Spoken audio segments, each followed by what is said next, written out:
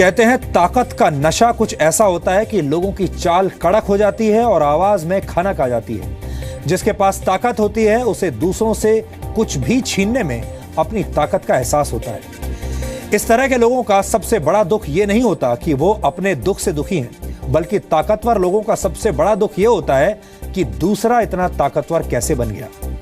इन दिनों दुनिया की दो सबसे बड़ी शक्तियों के बीच ताकत और जोर आजमाइश का एक ऐसा ही खेल चल रहा है। मैं अमेरिका और चीन की बात कर रहा हूं और हमारा अगला विश्लेषण ताकत का दुरुपयोग करने वाली दूषित भावनाओं के खिलाफ है। आप में से कई दर्शकों को यह नहीं पता होगा कि दुनिया के सबसे ताकतवर इंसान माने जाने वाले यानी अमेरिका के राष्ट्रपति बराक ओबामा की इंटरनेशनल बेइज्जती हाल ही में हुई है और उनकी बेइज्जती भारत के पड़ोसी चीन ने की है। जब अमेरिका के राष्ट्रपति बराक ओबामा G20 सम्मेलन में शामिल होने के लिए चीन के हांगझोउ हवाई अड्डे पर पहुंचे तो उनके लिए ना तो रेड कार्पेट बिछाया गया और ना ही उनके उतरने के लिए सीढ़ियों का इंतजाम किया गया था। और तो और बराक ओबामा को विमान के पिछले दरवाजे से उतरना पड़ा।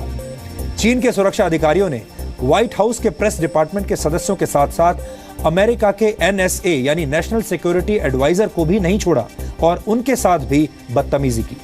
आपको बता दूं कि अमेरिका के पत्रकार बराक ओबामा के साथ एयरफोर्स 1 में ही सफर करते हैं और राष्ट्रपति के प्लेन से उतरने की तस्वीरें लेने के लिए पहले से ही एयरपोर्ट पर इकट्ठा हो जाते हैं, यानी वो राष्ट्रपति से पहले उतर जाते हैं ताकि वो राष्ट्रपति की तस्वीरें ले सकें प्लेन से उतरते हुए। हांगझोउ एयरपोर्ट पर भी ऐसा ही हुआ। रनवे पर अमेरिकी पत्रकार खड़े हुए थे, लेकिन उनमें से कुछ पत्रकारों ने जब बैरिकेडिंग तोड़कर आगे जाने की कोशिश की तो चीन के सुरक्षा अधिकारी नाराज हो गए। जब व्हाइट हाउस के एक अधिकारी ने चीन के सुरक्षा अधिकारियों से बात की और उन्हें बताया कि यह प्रोटोकॉल का उल्लंघन है तो चीन के अधिकारियों ने उन्हें यह कहते हुए हैरान कर दिया कि ये हमारा देश है और ये हमारा एयरपोर्ट है। यह घटना बराक ओबामा की मौजूदगी में हुई। हालांकि उस वक्त बराक ओबामा डिप्लोमेट्स और चीन के अधिकारियों से हाथ मिला रहे थे। बाद में अमेरिका के सीक्रेट सर्विस एजेंट्स ने बीच बचाव किया और तब जाकर यह मामला शांत हुआ। बाद में बराक ओबामा ने इस मामले को लेकर चीन की खिंचाई करते हुए कहा कि इस घटना से पता चलता है कि दोनों देशों के नैतिक मूल्यों में कितना अंतर है। यह एक तरह की कूटनीतिक कुश्ती है जो आज एक वीडियो विश्लेषण की मांग कर रही है।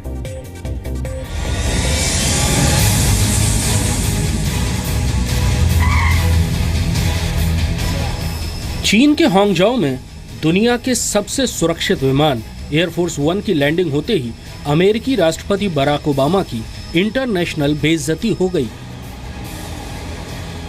G20 समिट के लिए बड़े बड़े देशों के प्रधानमंत्री और राष्ट्रपति चीन पहुंचे। प्रधानमंत्री नरेंद्र मोदी, ऑस्ट्रेलिया के पीएम मैल्कम टर्नबुल और ब्रिटेन की प्रधानमंत्री थेरेसा मे, सभी राष्ट्राध्यक्षों को रेड कारपेट वेलकम मिला।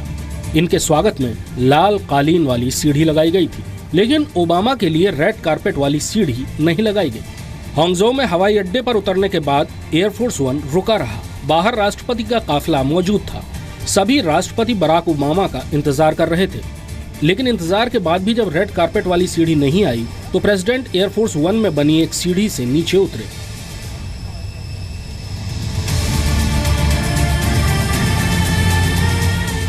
इससे पहले कि ओबामा अपना पहला अपमान भूल पाते, चीनी अधिकारियों की व्हाइट हाउस के स्टाफ से बहस शुरू हो गई।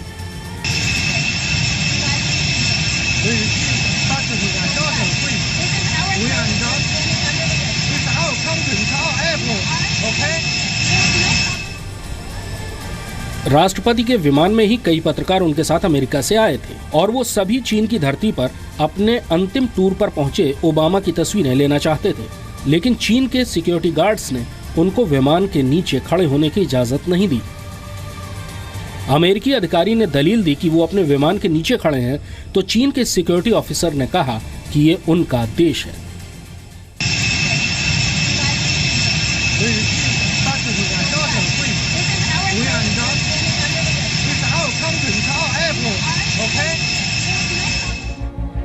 एक तरफ ओबामा प्लेन से नीचे उतर रहे थे और दूसरी तरफ चीन और अमेरिकी अधिकारियों में झगड़ा हो रहा था।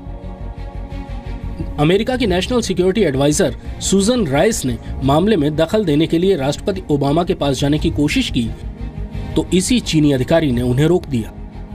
दोनों पक्षों के बीच हुए इस ड्रामे पर प्रेस कॉन्फ्रेंस करके राष्ट्रपति ओबामा ने अपना पक्ष रखा। It is true that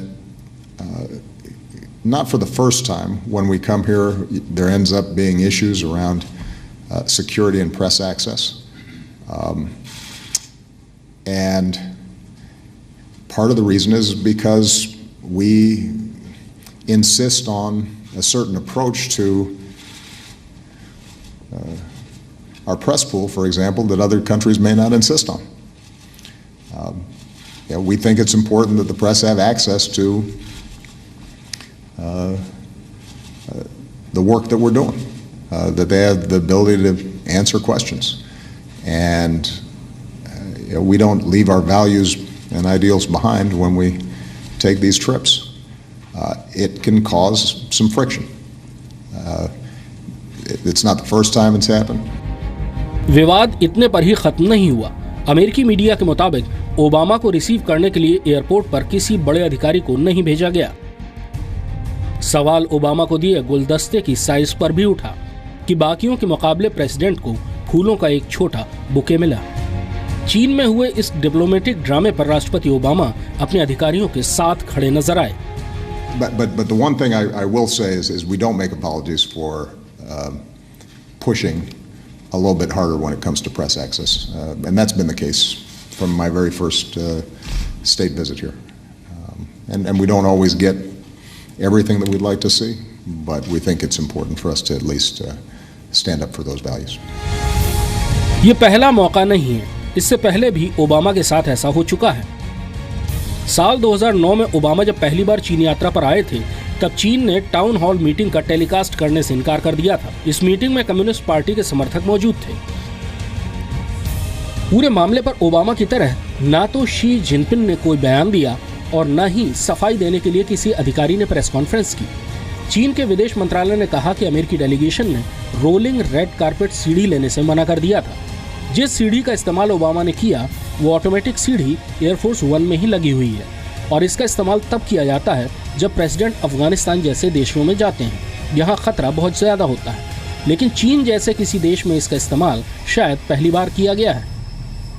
So I wouldn't overcrank the significance of it because, as I said, that this is not the first time that these things happen, and it doesn't just happen here. It happens in a lot of places, including, by the way, sometimes our allies.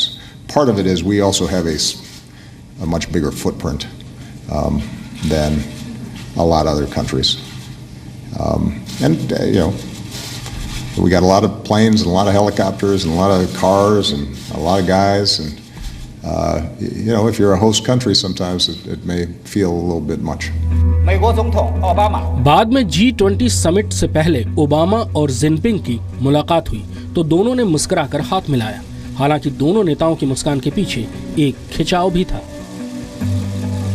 Bureau report, ji media.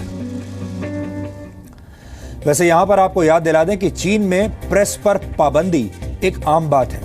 चीन की communist party अपने political एजेंडे को आगे बढ़ाने के लिए media को एक टूल के रूप में इस्तेमाल करती है। वहां पत्रकारिता को सख्ती से कंट्रोल किया जाता है, मीडिया पर सख्त कंट्रोल है और अक्सर चीन के खिलाफ जाने वाले मुद्दों की रिपोर्टिंग को सेंसर कर दिया जाता है। चीन में बाहर से आने वाले मीडिया कर्मियों पर कड़ी नजर रखी जाती है और उन्हें सरकार की इजाजत के बाद ही न्यूज या किसी दूसरे शो की शूटिंग करने की इजाजत मिलती है, जो बहुत मुश्किल काम है। जबकि राष्ट्रपति ओबामा के साथ आया मीडिया कर्मियों का दल काफी बड़ा था और एक लोकतांत्रिक देश होने के नाते अमेरिका में मीडिया को काफी आजादी मिली हुई है और शायद वहां के मीडिया को लगा कि चीन में भी उनके साथ वैसा ही सुलूक होगा जैसा अमेरिका में होता है, लेकिन उन्हें दिन और रात का अंतर पता चल गया। भारत में भी मीडिया काफी स्वतंत्र माना जाता है, लेकिन चीन और पाकिस्तान जैसे देश अक्सर अपने एजेंडे को आगे बढ़ाने के लिए दूसरे देशों के राष्ट्राध्यक्षों और नेताओं को नीचा दिखाने की कोशिश करते हैं और इसके लिए वो मीडिया सेंसरशिप का सहारा लेते हैं। और आपको याद ही होगा, कुछ दिन पहले पाकिस्तान ने भी सार्क सम्मेलन में भारत के गृह मंत्री राजनाथ सिंह के भाषण का टेलीकास्ट नहीं होने दिया था और पाकिस्तान के अधिकारी भी चीन के अधिकारियों की ही तरह भारतीय मीडिया कर्मियों से उस वक्त भिड़ गए थे और उन्हें कवरेज की इजाजत नहीं दी थी।